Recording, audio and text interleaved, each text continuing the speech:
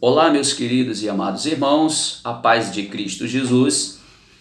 Queremos, nesta oportunidade aqui, deixar para você a pré-aula da aula 6 do nosso estudo em curso do quarto trimestre, que tem por título a Teologia de Elifaz, Só os pecadores sofrem.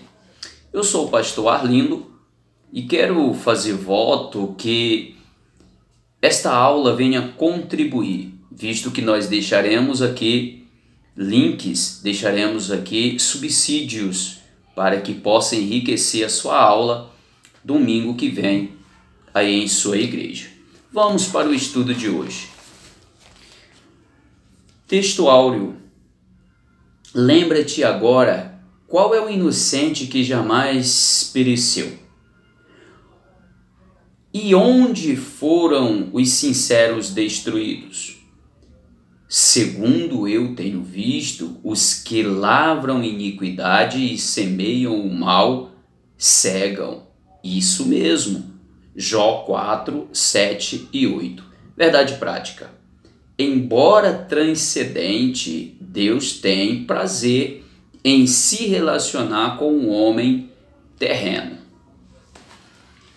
Então, basicamente, nós vamos estudar aqui o capítulo 4 de Jó, os 8 primeiros versículos. Vamos estudar Jó, capítulo 15, os 4 primeiros versículos. E também o capítulo 22, os 5 primeiros versículos.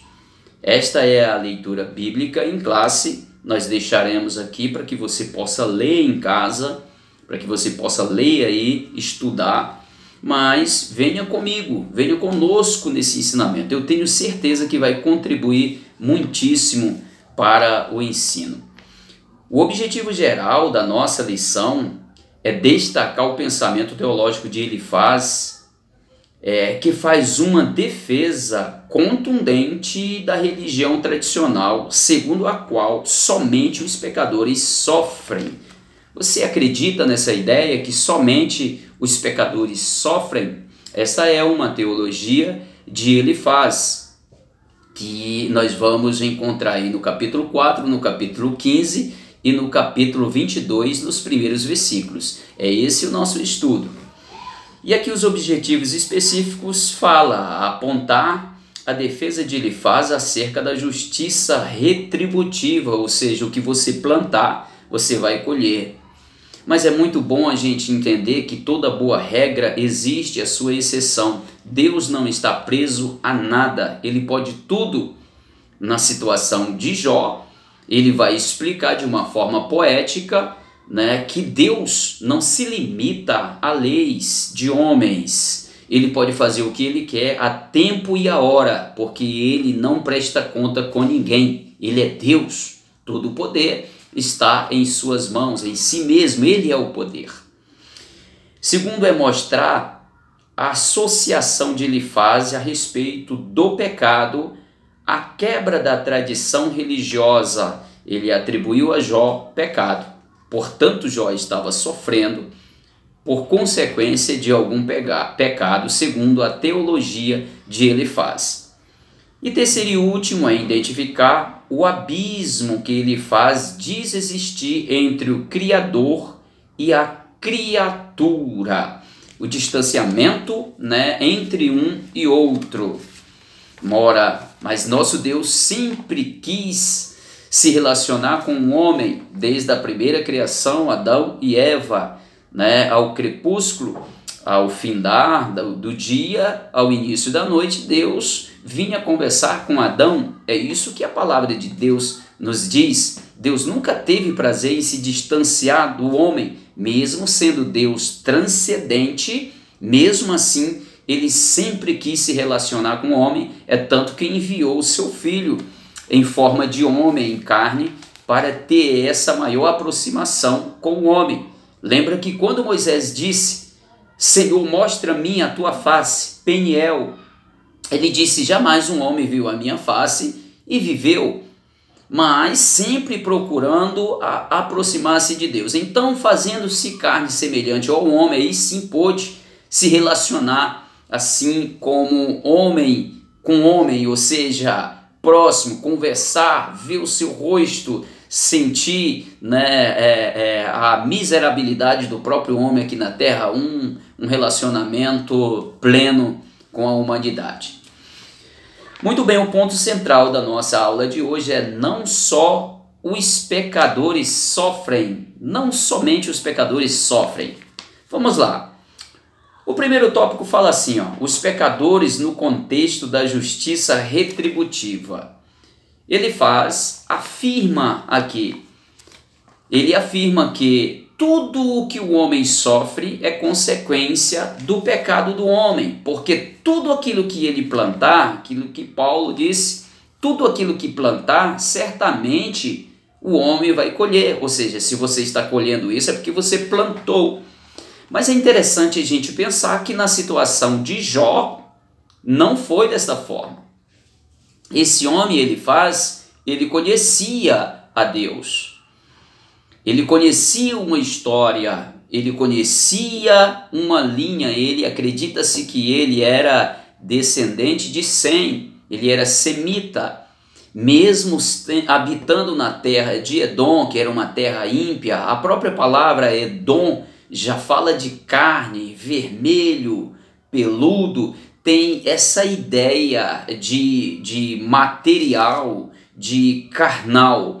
Mas mesmo sendo assim, esse homem ele entendia da lei. É tanto que eles questionam a respeito de sabedoria, né? Jó, tu sabe mais do que nós, e por aí vai.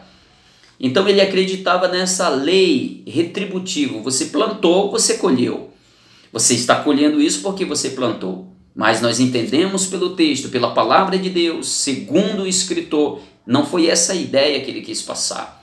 Deus tinha um propósito. Deus tinha algo na vida de Jó. Nós conhecemos lá no início, logo começou a conversa entre Deus e o próprio Satanás. Então nós entendemos que o que estava acontecendo com Jó não era um fruto, não era um resultado de uma plantação que ele fez. Muito pelo contrário, o próprio Deus deu testemunho de Jó. Então a lei da semeadura e da colheita, esta é a ideia. A ideia está logo lá no capítulo 4, nos 8 versículos que se iniciam aqui. Então nós vamos encontrar essa questão, falando a respeito dessa lei retributiva.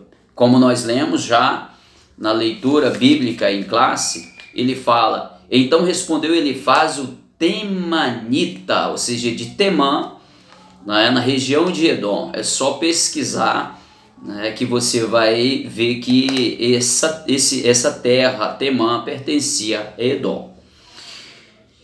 Intentamos faltar-te, enfadar-te-ás, mas quem poderá conter as palavras? Eis que ensinaste a muitos e forçastes as mãos aos fracos, ou seja, fortaleceste as mãos dos fracos. As tuas palavras levantavam os que tropeçavam e os joelhos desfalecentes fortaleceste. Estava falando: Jó, tu fez tudo isso. Tu era uma pessoa que fazia o bem, tu plantou o bem, mas por que tu está colhendo? Alguma coisa tu fez, Jó. Ele estava dizendo: mas agora a ti te vem e te enfadas, e tocando-te a ti, te perturbas. Porventura não era o teu temor a Deus, a tua confiança e a tua esperança, e a sinceridade dos teus caminhos? Lembra-te agora, qual é o inocente que jamais pereceu, e onde foram os sinceros destruídos, Jó? Olha a teologia de Elifaz. Segundo eu tenho visto, dizendo ele, os que lavram iniquidade e semeiam o mal, e cegam isso mesmo, ou seja, se planta o mal, vai colher o mal. Não é isso, Jó? Mas só que Jó sabia. Somente Jó estava entendendo. Ele não blasfemou contra Deus, ele não amaldiçoou a Deus, amaldiçoou o seu dia. Aqueles que amaldiçoam os dias, disse ele, amaldiçoa esse dia, não haja lembrança desse dia, do dia em que eu fui concebido e que nasci. Que não haja festa, que não haja memória para esse dia, porque ele estava em sofrimento. E por aí vai. Os pecadores no contexto da justiça retributiva. Cuidado na hora de aplicar uma palavra, não aplicar um pecado a alguém que está passando por alguma situação. Essa teologia da prosperidade ou teologia fatalista que assegura somente sofrimento aos que pecam está totalmente errada. Sofre de igual modo todos, o justo e o injusto. O sol nasce para todos, o sofrimento vem para todos. Nós ainda estamos habitando numa terra, num mundo, e somos ainda de uma matéria carnal. Nós temos um corpo carnal, sofremos doenças, tribulações, porque somos dotados de intelecto, de emoção e de vontade, volição. Então sofremos em todas as esferas da nossa vida, porque ainda estamos numa vida nessa terra, num corpo mortal. A queixa de Jó. Em sua defesa, Jó se contrapõe à teologia de Elifaz. Jó não acredita dessa forma. Jó atribui Deus acima da tradição religiosa. Ele sabia que Deus pode todas as coisas. Ele conhecia a sua vida, ele sabia dessa situação, ele sabia da lei da retribuição. Nós sabemos que isso funciona, mas não se deve aplicar em todas as situações, em toda a vida, em todas as pessoas, porque Deus tem planos diferentes para pessoas específicas. Então não podemos fazer, senão dessa forma nós erramos. No capítulo 6 e 7 nós vamos ver a explicação de Jó. Essa teologia era a base como se imaginava um universo governado por uma lei moral de causa e efeito. Há uma recompensa para os bons e punição para os maus. Essa era a teologia de Elifaz. Porém, Jó acreditava que não era assim. O patriarca não aceita a tese de Elifaz e por isso sente-se alienado de Deus, de si mesmo e de seus amigos. Isso leva Jó a se queixar de Deus. Ele se queixa pela sua atual situação. É uma queixa fundamentada ainda nos antigos pressupostos teológicos. Ele era justo, não estava em pecado, portanto, não merecia sofrer. Mesmo assim, a explicação de Jó ainda caía dentro desta ideia. Foi com essa base também que ele faz esse lamento, ele faz esta reclamação, essa queixa a Deus. Até porque Jó tinha seus motivos para questionar, ele não sabia por que estava passando. Professor, atenção professor, Jó não sabia por que estava passando naquela situação. Como já na lição anterior falamos que José sabia porque foi lançado na prisão, mesmo inocente, mas ele sabia da acusação. Daniel, de igual forma, sabia porque foi lançado na cova dos leões, mesmo injustamente, mas ele sabia o motivo. Assim como também Ananias, Misael e Azarias, a saber, Sadraque, Mesaque e Abednego, porque foram lançados na fornalha de fogo ardente. Eles sabiam do motivo esse, por causa da sua fidelidade a Deus, de não se curvar diante de uma estátua feita por um homem e por causa de uma ordenança humana. Então aqui no tópico 2, os pecadores no contexto da tradição religiosa, ortodoxia engessada. Tem muitas pessoas que ainda se prendem ainda na ortodoxia engessada de tradições que não servem para nada senão somente para camuflar. Veja o sacerdócio na época de Caifás, nos tempos de Jesus.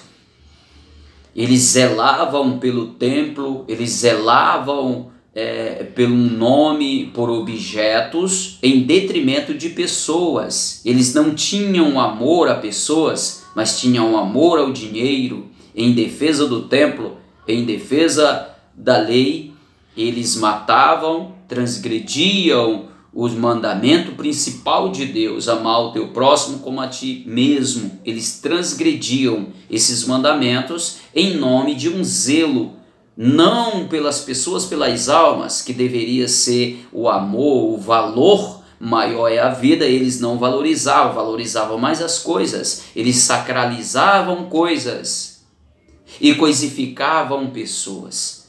Eles quebravam uma regra, um princípio de Deus. Por isso Jesus chamou-os de hipócritas.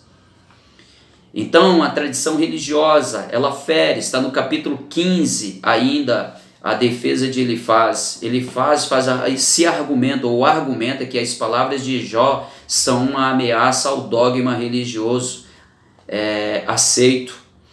E tu tens feito vão o temor e diminuís os rogos diante de Deus.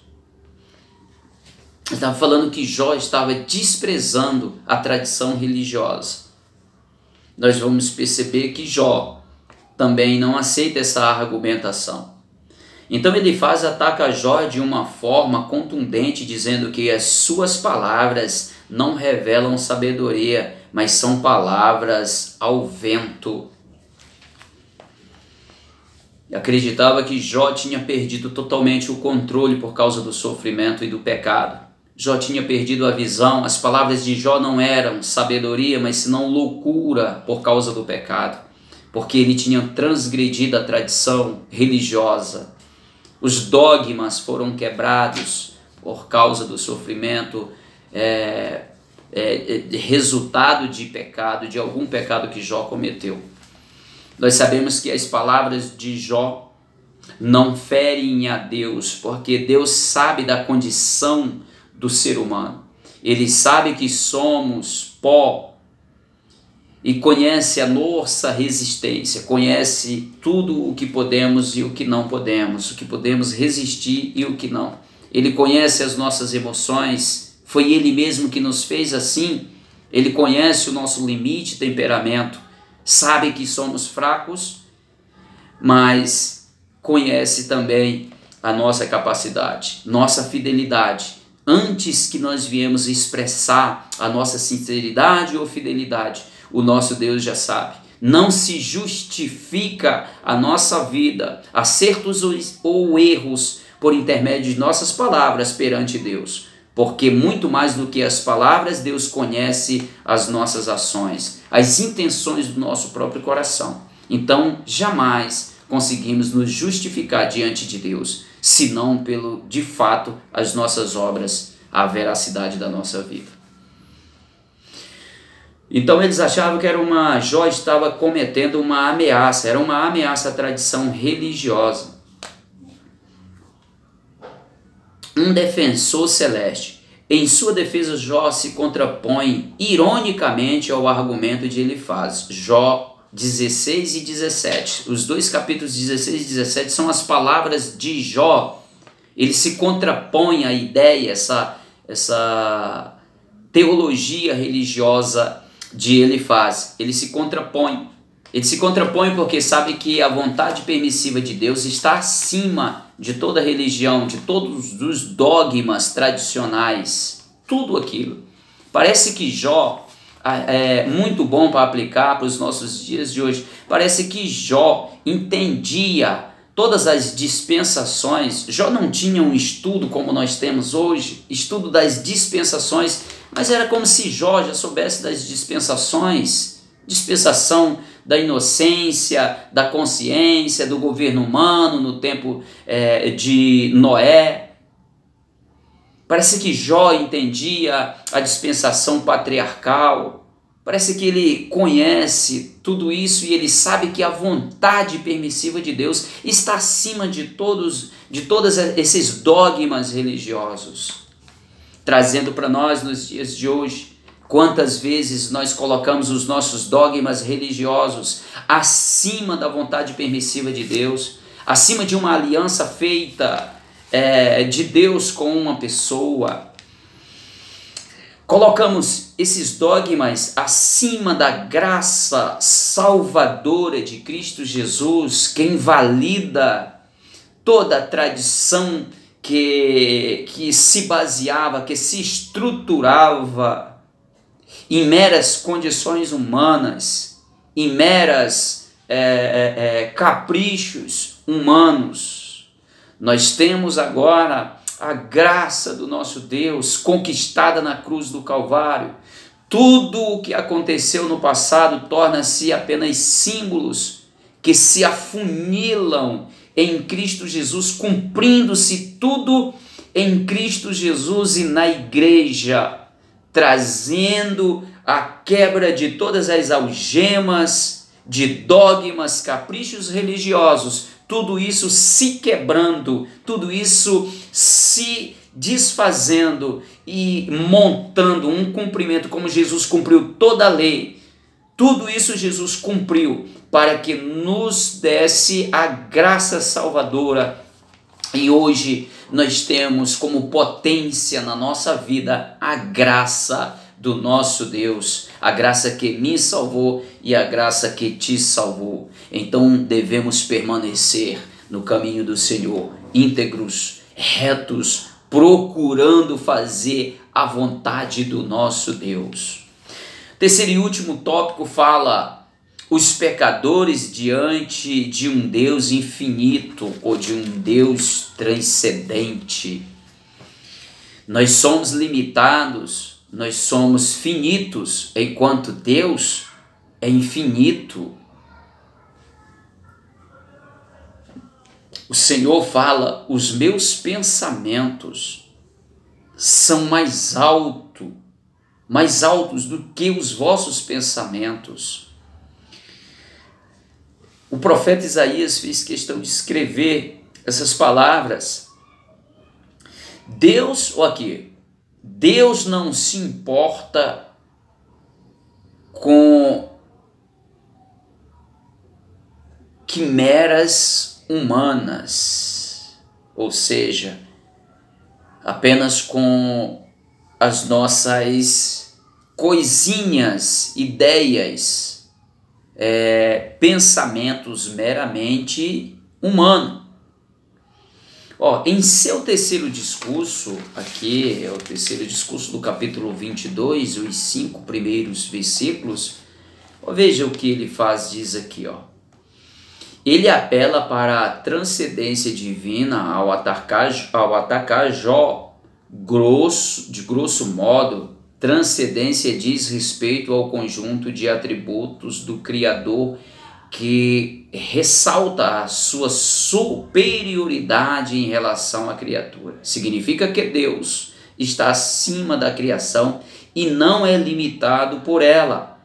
Realça, portanto, a infinitude divina em contraste com a finitude humana. Jó 22, 23. Para ele faz, o sofrimento de Jó era um atestado de que ele havia pecado e que por isso Deus havia abandonado. Ele era grande e não poderia se envolver em quimeras humanas, ou seja, coisinhas pequenas humanas. Você pecou, então você está sofrendo as consequências de seu pecado. Essa era a teologia de Elifaz. Meus amados, baseado nesta ideia, teologia de Elifaz, me faz necessário explicar alguma coisa para os nossos dias de hoje. Devemos termos muito cuidado na hora da gente avaliar pessoas, no momento da gente examinar pessoas.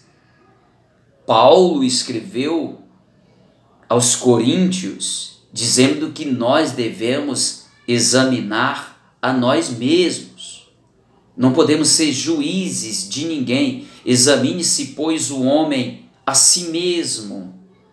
Somos incapazes de examinar de forma correta a outras pessoas. Nós não conhecemos sentimentos, nós não conhecemos o interior de ninguém. Conhece o pouco que as pessoas deixam escapar pelos seus atos ou pelas suas palavras, mas sentimento, e as pessoas que escondem sentimentos, como nós vamos avaliar, examinar essas pessoas? Deus sabia Deus sabe da nossa incapacidade, do nosso limite. Portanto, Ele não nos permite que examinemos pessoas, mas que examinemos a nós mesmos.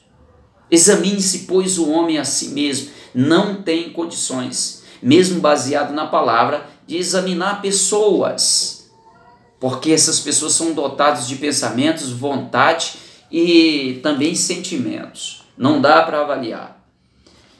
Então, segundo a lei, segundo os dogmas religiosos, Elifaz tenta, aqui mesmo atribuindo, né, essa transcendência de Deus, colocar ele acima, em um grande distanciamento, uma grande diferença entre Deus e o ser humano. Ele atribui que Deus não estava ali envolvido em situações de Jó, nessas coisinhas pequenas do ser humano, pois Deus é muito grande para se incomodar com isso. Olha, a lei, os dogmas que já foram implantados, que existe a lei da recompensa, te pegou, você pecou e agora está colhendo o resultado do teu pecado.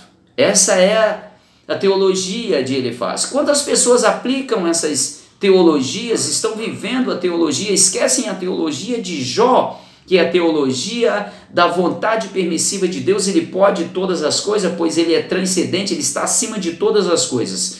Tira a teologia de Jó e aplica a teologia de Elifaz, cometendo um grave erro. Vamos lá. Encerrando aqui o final do capítulo 3, Deus caminha com os homens. Nessa parte da poesia de Jó, os seus argumentos de forma mais clara, né, está lá no 23:1 e 24 ao 25. Ele demonstra que nunca negou a transcendência de Deus, como ele faz, quer dar, né, a entender. Ele conhece que Deus é excelso e pode fazer o que intenta, nada pode impedir. Jó 23:13. Todavia, esse é apenas um lado da história de Jó.